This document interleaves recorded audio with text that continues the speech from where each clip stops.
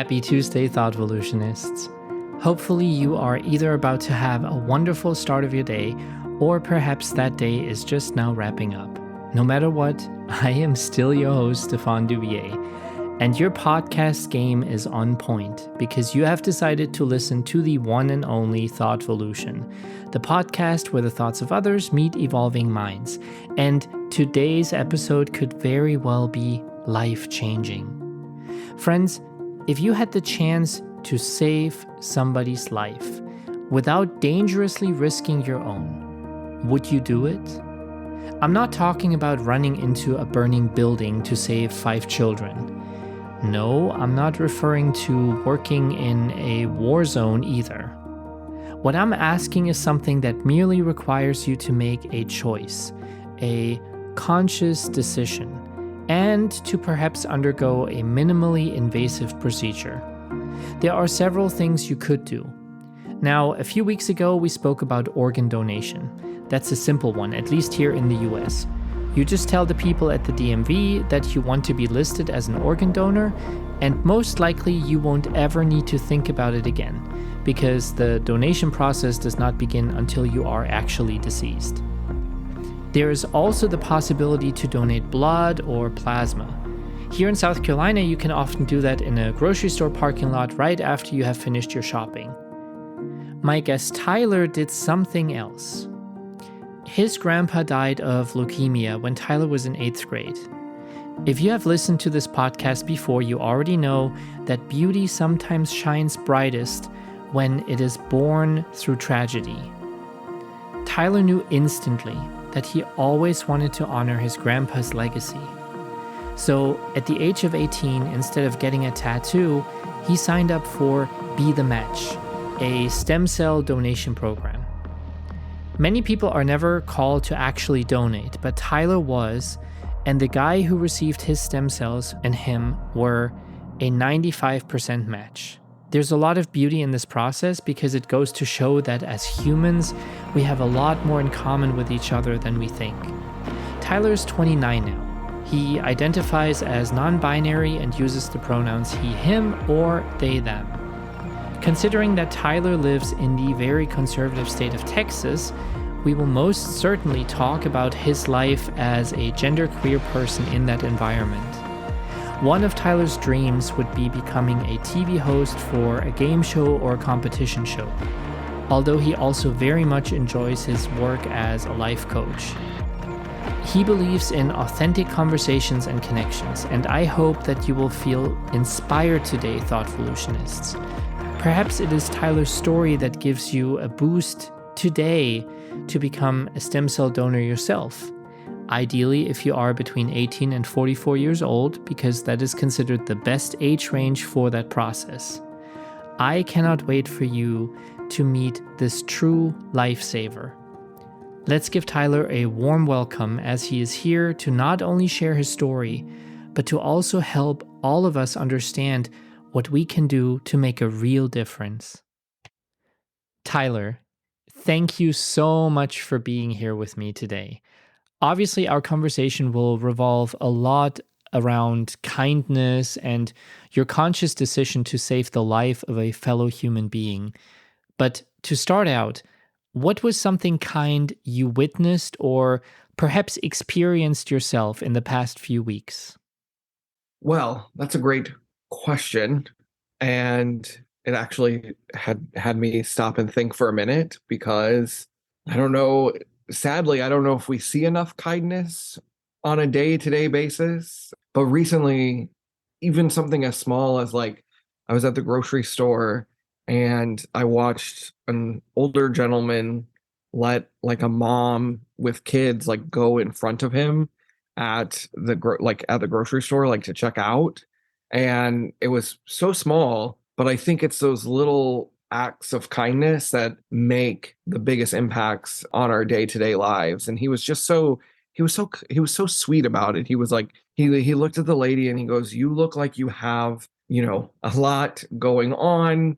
Why don't you go in front of me so you can get your kids, out of the store and get them going?" And so it was not a mean thing, the kids were being annoying. It was he noticed that the mom was really struggling, with the kids. And he was just like, here, go in front of me. Like, you've got a lot you're handling. And I just thought, wow, what if more people just did little acts of kindness like that? Because we are always in such a rush and we are always just thinking about ourselves. And that guy just thought about somebody else in that moment. And I thought that was a really nice act of kindness.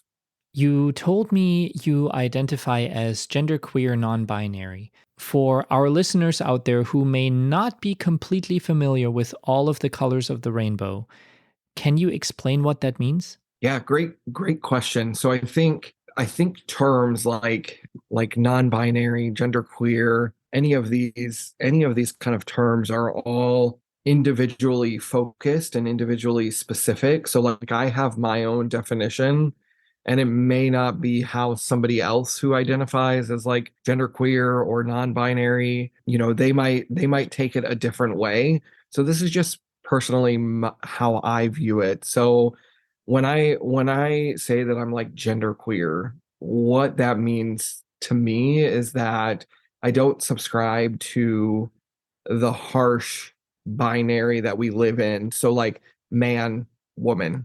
I identify as and I recognize that I was born as a man and I hold myself in that space, but I also am not afraid to be fluid in my expression, in what I do, in how I show up in the world. And so, now as I've gotten older, I recognize that like for me, I'm more comfortable saying I'm non-binary because I don't subscribe to the harsh binary that is man and woman.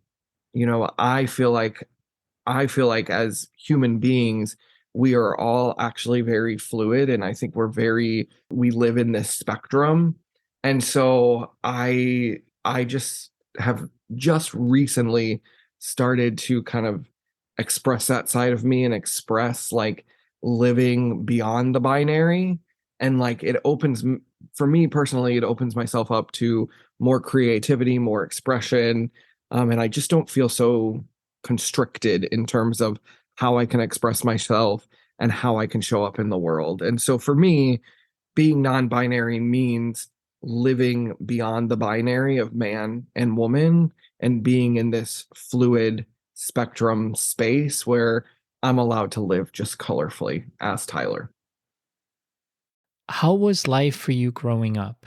You told me that your parents' crystal meth addiction was one of the biggest challenges, if not the biggest challenge of your life.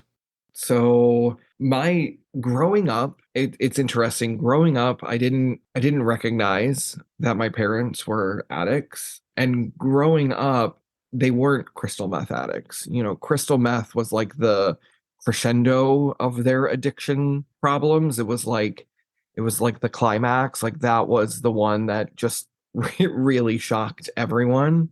And growing up, I guess I didn't realize that my parents had a problem because, when you're little and you grow up in an environment, that environment is normal to you. And so it wasn't until I actually got into my 20s and I started to talk to other adults and I got into therapy where I realized I was like, wow, I guess I didn't grow up in like the quote unquote normal household because growing up, both of my parents were pretty loving people. They really, I think, loved each other. They loved their kids the best that they could. They provided the best that they could. I mean, we grew up like dirt poor. And I realize now that a lot of the money that we never had was going you know, to alcohol, it was going to cigarettes, it was going to marijuana, and then eventually, I guess they got into cocaine and then they got into crystal meth. And so a lot of their priorities, I think, growing up was like their own addictions. And I'm talking like when I say addiction, I think we hear the word addiction and we think something really bad like crystal meth or heroin. but like people have lots of addictions. Like I believe we all have an addiction to something, whether or not we're aware of it or not. And so my parents growing up, like they were addicted to cigarettes. They were addicted to alcohol. They were addicted to, marijuana, and they were addicted to, at one point, cocaine, and then eventually crystal meth. And so, it was like for them, I think both of my parents were more drawn to becoming addicts. And I think some people have, more addiction tendencies. But yeah, like growing up, like everybody thinks like, oh, it must have been like a terrible, terrible life or things like that. And it was like, no, for me, it was like a normal childhood. On the weekends, my parents partied, and they partied hard, and they drank a lot. And when they drank, they argued and they fought and they screamed at each other. And, being 8 years old, I thought this was a normal part of life. I thought this is what parents did. I thought this is what it meant to be married to somebody, was like to scream at each other on a Friday night after drinking, too many drinks. And so it was, to me, it was normal. But then as I grew up and as I started going to therapy and I started talking to other adults about all of this, I realized that my parents' behaviors and actions were not quote unquote normal. And so yeah, that was my childhood, was like it was normal to me. But then as I got older, I realized, oh, that wasn't as normal as it could have been. Where are your parents now in their lives? And how is your relationship with them now that you realize that addiction is something they struggled with for probably the better part of their lives? So both of my parents are, at this point, to the best of my knowledge, both of them are clean. They are in recovery. They are doing the best that they can. Last year, they got a divorce, which was honestly probably the best decision that the two of them could have made. It was one of their most probably responsible decisions that they've ever made in their lives, was to divorce each other. And they live in Illinois, and I'm in Texas, so I don't get to see them, too often. And our relationship now is, we are healing, and it's not perfect. It's not like you don't get to the end of this journey and everything just goes back to normal, or everything is like rainbows and sunshine and butterflies. There's pain there. There is hurt. There is some anger there that I have towards my parents still. And so I am healing, and they are healing. And I guess that's how I would describe our current relationship, is that we are healing together and individually. In addition to everything you went through as a child, you also began to realize that you were different from what society likes to dictate as the quote unquote norm. Were most of the people around you accepting of your uniqueness? And is there a coming out story you wish to share? Yeah, so growing up in Texas, it was very interesting, because if you know anything about Texas, it's the South, it's the Bible Belt, it's full of conservatives and Christians and everybody who thinks one specific way. And I grew up kind of Catholic, so I was in a church, and the rhetoric there is, homosexuality is a sin, and you're a bad person if you feel this way, or if you act on these temptations. And so growing up in the South, growing up kind of in the Catholic Church, and I say kind of because I only went to church every once in a while, and we always left early, and so we weren't like devout Catholics, but I was there and I heard the rhetoric and their messages. And so growing up in this space, I struggled immensely with my identity. I struggled immensely with accepting myself for who I was, who I am wholeheartedly. And it was challenging. So my coming out story, if you will, started when I was 21. I was 21, no, 20, 21, somewhere around that age, 2021. And I remember sitting on the back patio with my grandma, and my grandma, she drinks a little bit, and sometimes she drinks a little bit too much. And her and I, we were having this conversation, and she looks at me and she goes, "Okay, Tyler, I just have to know." She goes, "Are you gay?" And she had asked me this question so many times before, and I always said, "No, no, no, no, no." And that night I just said yes, you know, and I came out to my grandma. She was the first person I came out to. And she, like I said, she had had a few Manhattans, so she was really feeling it. And she gets really excited and she goes, "Oh my God, I'm so happy I finally beat Joan Rivers at something," like Joan Rivers, the comedian. And I was like, "What?" I said, where is this coming from? Like, I was so confused in that moment. I was like, what? Where does Joan Rivers come into this conversation? And it was not the reaction that I was expecting. And she goes, "Joan Rivers always wanted a gay grandson, and now I have one." Like, that was her big, like, celebration. And so she accepted me wholeheartedly. She always has. And, I think over the years and through reflection, looking back, everyone in my family has really grown to accept me and love me. And there was family members who knew before I even came out that I was different, that I was gay. And, but when you're in it, when it's your coming out, it's very, very terrifying because you don't know how loved ones are going to react or how friends are going to react. And so it's a very scary process. And so after I told my grandma, she goes, "You got to tell your mom and dad." And I said, "I will." I said, "I'm working on that." I said, "This is a process." And I actually went away on a vacation, and I get a text message from grandma, and she goes, "All's well, just told your dad."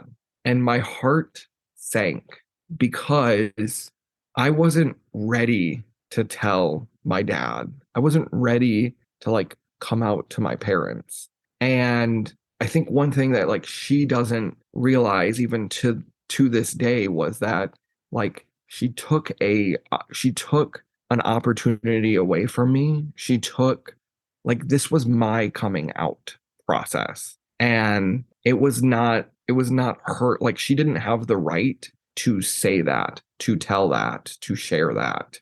And so we were talking about this actually recently, me and my grandma, and that was now like 8 years ago. And I've healed a lot since then, and I've grown a lot since then. And so, like, I don't feel angry at her anymore. I used to be very angry that she told my dad and robbed me of my own coming out process. But truthfully, I don't know if I would have ever actually told my dad because I was terrified to do that. And so, looking back, she kind of actually helped out a little bit. But in the moment, it was absolutely terrifying because I wasn't ready to tell my dad, and to be, like, exposed like that.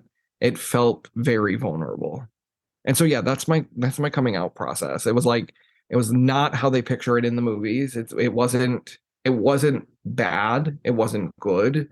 It just happened. And after that process, like, I finally felt free to be me. And it was a really beautiful thing. You also mentioned to me that you share a deep bond with your grandfather. Can you describe him and the relationship you had with him? Yeah. Growing up, my grandfather, we called him Papa. Growing up, I don't think I really had, like, that deep of a bond, truthfully. Like, it was a typical, like, grandpa grandson kind of relationship. he took me to the park, he took me to the zoo. He was a golf pro for the city of Fort Worth, and he tried to teach me golf, which was not fun because I always would just get angry and want to throw clubs. And so it was, growing up, it was kind of like a typical grandpa grandson relationship. And we just had a bond. Like he was Papa, he took me places. We had fun together. We shared, ice cream together. It was just that typical grandpa grandson relationship in the beginning. And then as I got older, it changed, and his what he went through ended up changing that bond and that relationship, and it made a lasting kind of imprint on me. Do you still remember when your grandpa got sick and how his leukemia progressed? How did you learn about his passing and what did that do to your young heart? So I think Papa had leukemia. I don't know. I must have been maybe in fourth or fifth grade. So I was still pretty young when he got sick.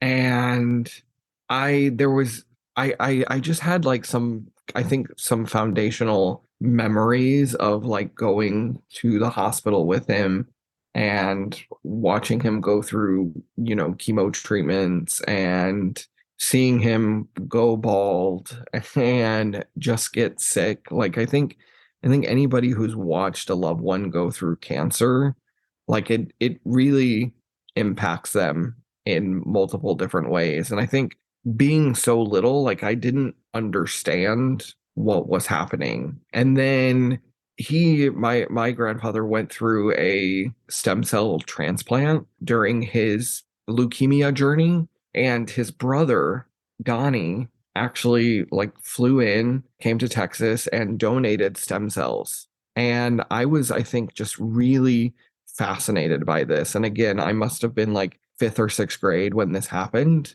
And I was just so fascinated by the process and the idea that like a part of his brother went into my grandfather, and like this whole like I don't know, it's really like I've never really done a lot of deep thought on this. It was just a really impactful moment. It was like to see another human give something to their brother in the hopes that like it would give my grandpa life, would give him a second chance. And it kind of did. The donation that my grandfather received, he got another 5 years, to his life that he would not have been able to have if it wasn't for that donation process. And that for me was like super impactful. And I just remember being in awe of like that whole process. And so I knew, like, speed up a couple of years, and like when my grandfather finally passed away, I knew I wanted to do something that was going to honor him and his journey and his legacy. And I remember the day that he died. I was at home, and it must have been like 4 o'clock in the morning, and I just hear like a blood curdling cry coming from the hallway. And it was my mom, and she was breaking down because I think my grandma had called her, or I don't know who called, like if she called or whatever, but like my mom got the phone call that her dad had passed. And I will never forget just the blood curdling cry that came from the hallway. And I think I knew in that moment at like 4 o'clock in the morning with crusty eyes that I was going to do something in honor of my grandfather. And the one thing that I didn't want to do, which I feel like everybody does, is they get a tattoo. And I have tattoos. I love tattoos. I think I think tattoos are beautiful, but I wanted to do something bigger, And so that's what led me to actually joining the Be the Match registry, which is like the national registry for bone marrow and stem cell donors. Like you can join this list and be potentially matched with somebody who might need bone marrow or a stem cell transplant. And that's how I honored my grandfather, was I joined the registry because I knew that if I could provide somebody else hope, like Donnie provided our family when he donated to his brother, like that is just like the ultimate way to remember somebody. And so that's what I did. So, walk us through the process of becoming a stem cell donor. What is that like?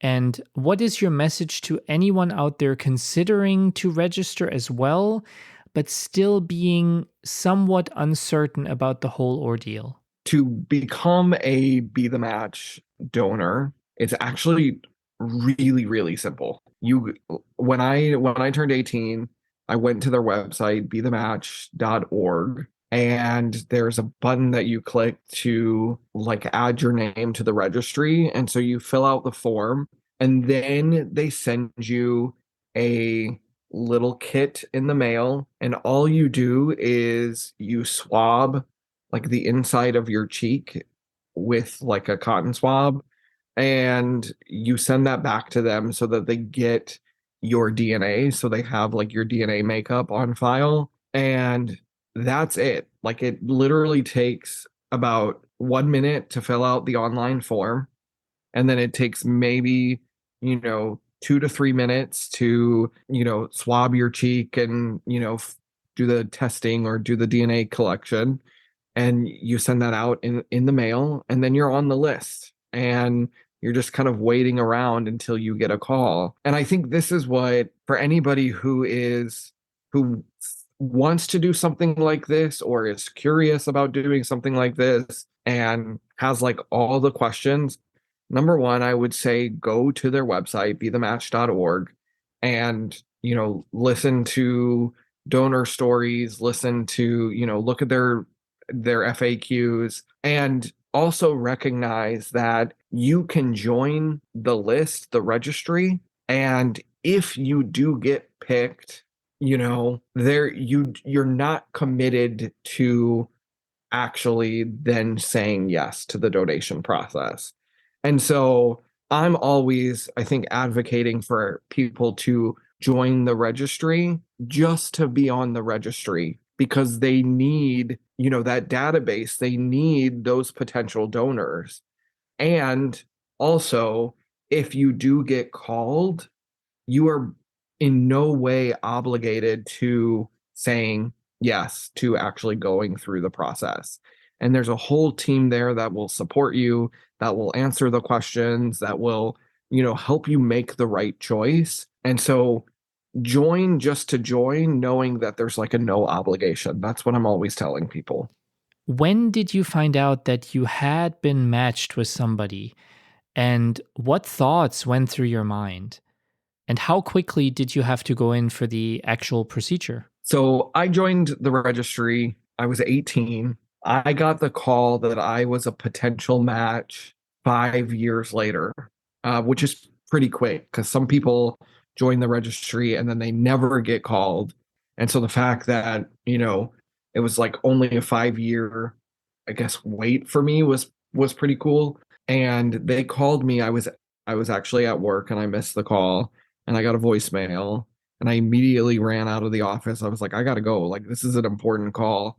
And I called them back, and it's a patient coordinator, or like a donor coordinator that you work with. And it was basically just like, hey, your name came up as a potential match. This is what it means. They gave me all of the details of what happens if you want to move forward. And this is when they ask you, they say, do you want to move forward in the process? And of course I said yes. And within like 7 days, I had an appointment set up to do initial blood work. So they took a whole bunch of blood from me. And then it was like, the whole process was like, hurry up and wait. It was like, okay, like fill out these forms, and then we'll get the blood test set up.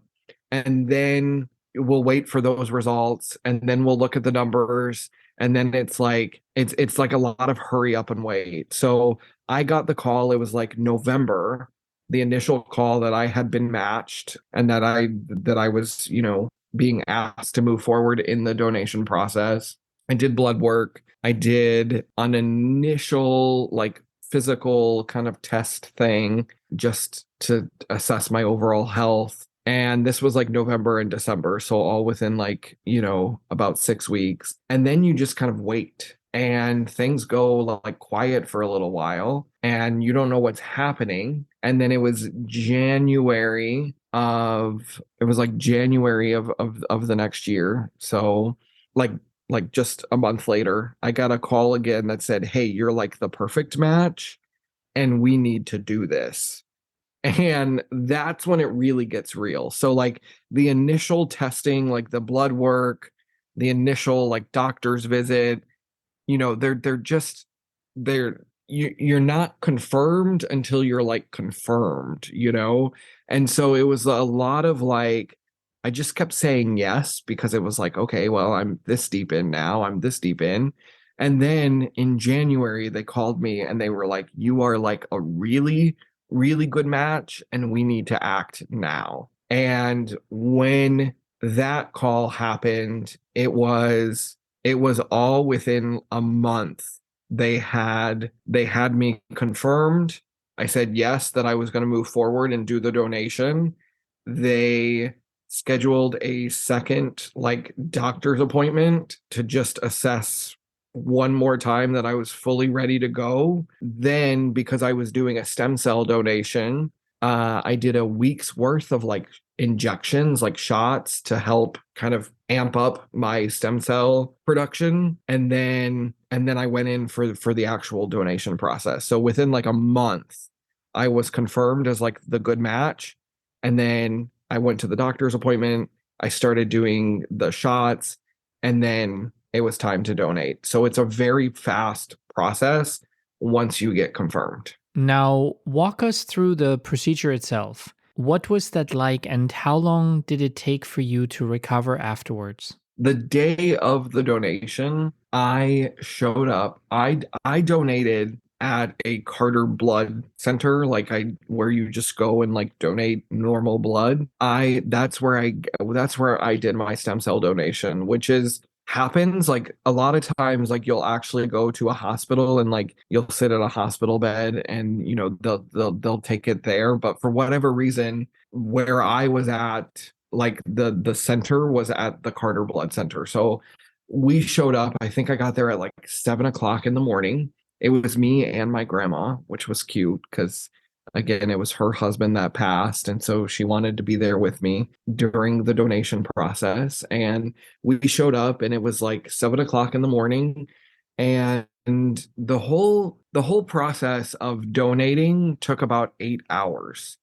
And the way the process works, and for anybody who is like afraid of needles, I'm sorry, but I have to go there. It's they the way the process works is they put a needle in one arm and they put a needle in the other arm. And what they do is they pull your blood out of one arm, and it goes into this machine, and this machine extracts the stem cells. And so the stem cells collect in like a little baggie, and then the rest of your blood is pumped back into your arm, into your other arm. And and I have no problem with needles, so it was not an issue for me. I will tell you, it was the biggest needle I've ever seen in my life. So again, if you are like really terrified of needles, this might be something to consider if you're wanting to take part in this process. Like it's tough, and you have to basically just sit still for 8 hours. And that's the hardest part, is sitting still for 8 hours. And they had me squeezing one of those like stress balls for 8 hours, to keep the blood pumping and circulating and things like that. And so for me, the most uncomfortable part was sitting for 8 hours, like completely still. By the end of the 8 hours, my hand was tired from pumping, the stress ball. And when you stand up after the donation, again, they've pulled out a lot of blood from your body, and you stand up, and it's like all of the blood rushes to different parts of your body. So that was the weirdest sensation, was like standing up after the donation and feeling like your blood flow to different parts of your body. It was like a full body tingling sensation. But I was back to work like 2 days later. Like, I took one day off just because I could. It was a good excuse to take off from work, but like I could have theoretically gone back to work the next day. It's just a full day commitment of like sitting in a chair and letting a machine kind of extract your stem cells. So really simple process for the donors. Like I really think it's, if you can stomach the needles, if you can sit still for 8 hours, it's a really doable process that anybody can kind of get through. You mentioned to me that the recipient of your stem cells is someone named Mike.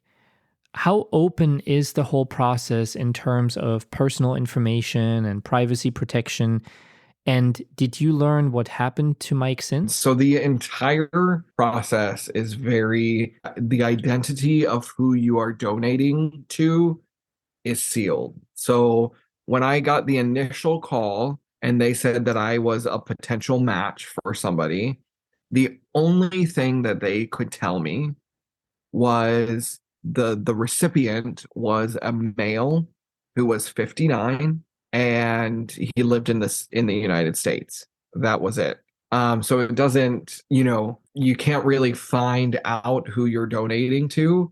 And so you go through the whole process donating anonymously. And it's the same for you. So when they told Mike that they had found a donor, they told Mike that, he was like, it was a male 24, who lived in the state. So it's the same kind of thing. So I didn't know him, he didn't know me. I went into the whole donation process completely anonymously, and I didn't know who Mike was until Mike actually made the call and said, "Hey, I'm ready to like talk to my donor." And the way they do it at Be the Match, and it varies country to country. I think in the United States, I think you have to wait, I think it's a minimum of 12 months or 18 months before you're allowed to like communicate with your donor. And in some countries, it's like 2 years. Some countries, you're never allowed to communicate with the donor, with like your recipient. And so when I got through the donation process, I just went on with my life. And it wasn't until about 18 months or 19 months later that I received an email from Be the Match that said, "Hey, your recipient is wanting to connect."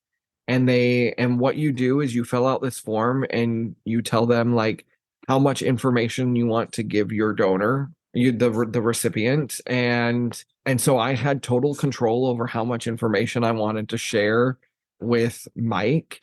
And our first communication ended up just being an email. Like he sent me an email, he introduced himself, he introduced his wife, he told me a little bit about his family, and we just started emailing back and forth. And that was how our communication started. Today, Mike is my blood brother. We share the same blood, we share the same DNA, which is crazy. Like if they take Mike's blood, it's my blood type. It's like it would come back as Tyler Hall, which is insane. And so we're legit blood brothers. And I've been to visit him. He lives in Ohio. I've been to visit him several times now. We've met up, and he's like we're blood brothers, but he's also like a second dad too, because he's older, and we've just created such a really special bond from this whole process. And so I feel very grateful to have this bond, to have this connection. But I also want to let people know who are listening, who are thinking about this, is that, not all stories are a happy ending. Now, I'm sure a lot of our listeners wonder, do you get paid for your donation? And who covers all of the associated medical expenses? You do not get paid for donations. This is all volunteer based. And Be the Match, they actually cover all medical expenses. So they cover, lab work, hospital stays if you need that. Like it's all covered.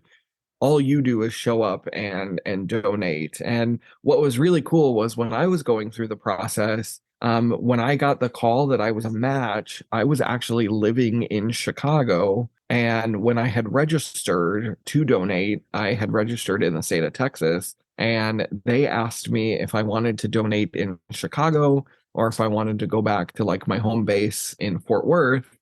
And so I actually chose to go back to Fort Worth, and they paid for my flights and to go to and from Chicago.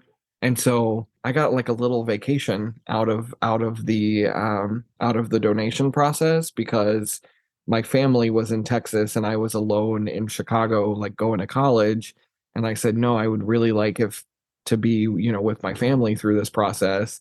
And so they covered, flights and all of that good stuff. And so, yeah, you don't get paid, but you don't have any expenses as the donor. And so it's all volunteer based, but there's no costs to go through the process. Where do you see your own story leading in the future? Clearly, you're not done helping people. Tell us about your work as a life coach and your own plans for the future.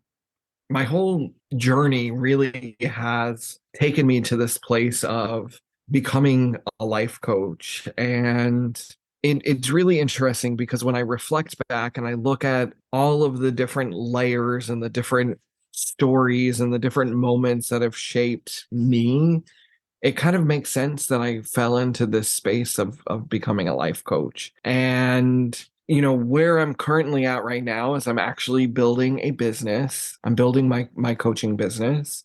And my area of specialty is that I am actually now working with other coaches who are looking to kind of start their own businesses.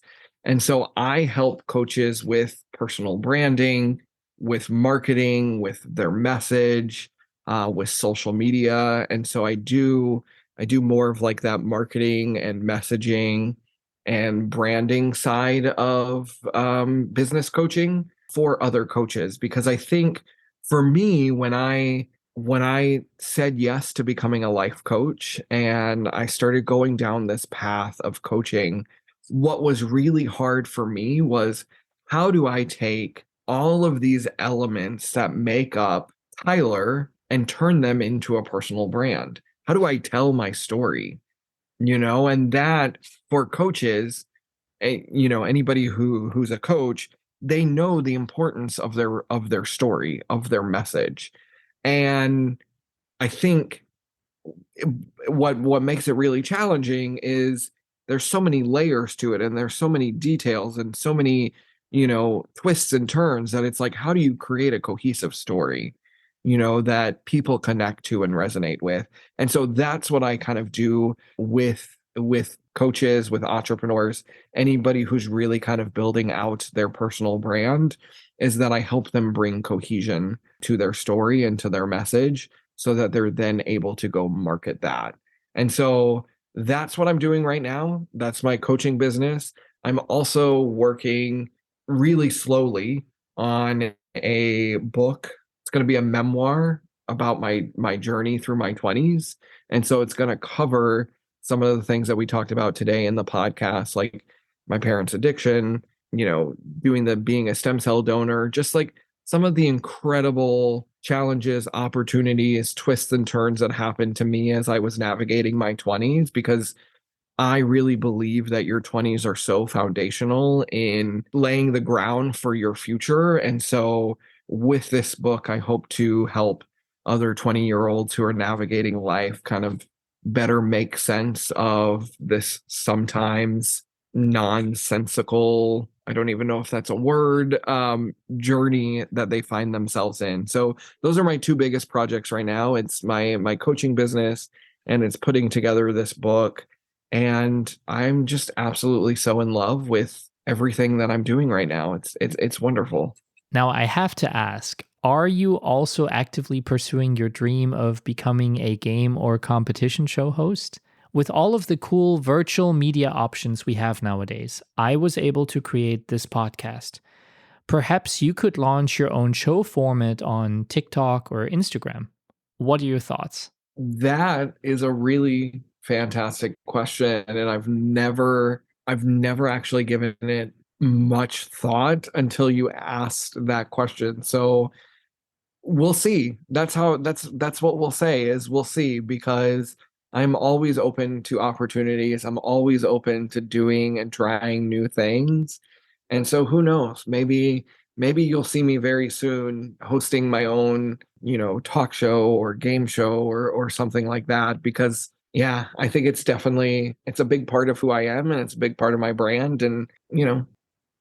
Now, one more time, if people want to get in touch with you or learn more about you, how can they reach out? How can they get in contact with you? The easiest way to connect with me is on Instagram. I'm at Life Coach Tyler Hall on Instagram. You will find all the links to all of the other places that I live online there on Instagram. You can also check out my website. It's www.lifecoachtyler.com. And then if you want to email me, you can email me at tyler@lifecoachtyler.com. So those are kind of the three easiest ways to stay connected with me. Friends, as we draw this episode to its close, let's take a moment to absorb the profound impact of Tyler's journey. His selfless act of kindness, saving a life through stem cell donation, has been nothing short of inspirational. It's awe-inspiring that such a simple, non-invasive act can forever alter the course of another person's life. If Tyler's story has moved you and you're considering following in his footsteps, please visit bethematch.com. There you'll find information on how to become a stem cell donor yourself. To learn more about Tyler and his impactful work, you can visit his website at lifecoachtyler.com. But my dear friends, our voyage of discovery this season isn't just over yet. There are still a few more riveting stories left in this first season of ThoughtVolution, and we're already casting our gaze towards the horizon, towards season 2. We are in search of inspiring individuals just like Tyler who are ready to share their stories, the highs and lows, the triumphs and the trials. In the very near future, we're taking a small pause, and more details will be shared soon, so make sure to subscribe to our newsletter on our website. If you have a story that you believe needs to be heard and you're ready to take that first courageous step, please visit thoughtvolutionpodcast.com. There you'll find our intake form. Please fill it out and rest assured that I'll get back to you as soon as possible. Remember, your narrative matters. You matter. Your voice deserves to be heard, and I'm eagerly waiting to hear from you. Now, if you found value in our podcast and want to support this passion project of mine, there are many ways you can do so. Please take a moment to like, comment, and subscribe on all major podcast platforms. You can also follow us on social media: YouTube, Instagram, Facebook, and TikTok. Just search for ThoughtVolution. And for those who fancy a bit of fun, join me for the occasional German lesson on TikTok. It's an interesting way to learn something new and stay connected with the ThoughtVolution community. Lastly, visit our merch store at thoughtvolutionpodcast.com. You can find all kinds of cool stuff like sweaters, t-shirts, and hats. By getting something, not only do you support this wonderful, amazing podcast, but you also carry a piece of ThoughtVolution with you, potentially sparking important conversations with those around you. Friends, the power of Tyler's story lies in the realization that we all have the potential to ignite change, to impact lives from our individual, sometimes little corners of the world. As we part ways today, I want you to reflect on this. How can you make a meaningful impact? Let's carry this question with us through the week, and hopefully it stirs some thought and action. I'm looking forward to connecting again next week, and until then, please be kind to each other. It really, really matters. I love you lotsies, my thoughtvolutionists.